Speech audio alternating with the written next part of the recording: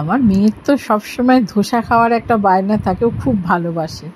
তাই সেদ্ধ চাল, ছোলার ডাল আর মুগ ডাল ভিজিয়ে রেখে দিয়েছিলাম।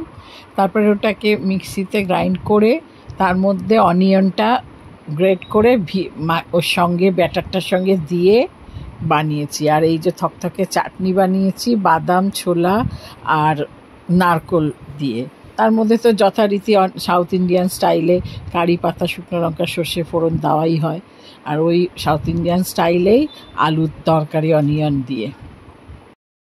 কিরে ভাবি, কেমন হয়েছে বল একটু? দারুণ হয়েছে, এই তো চাই ফাটাফাটি। এবার শান্তি করে খেতে দাও তো। বাবা, তিনটে করে খেলো, লাস্টে আমার কপালে এই একটাই জুটি। কাপা কাপ চেটে পুটে সাপ। কি বলি ভাবি, ঠাকুর আমাকে এত ভালো রান্না কেন শিখিয়েছো তুমি, যে আমি ভাগে পাই না। ফাটাফাটি।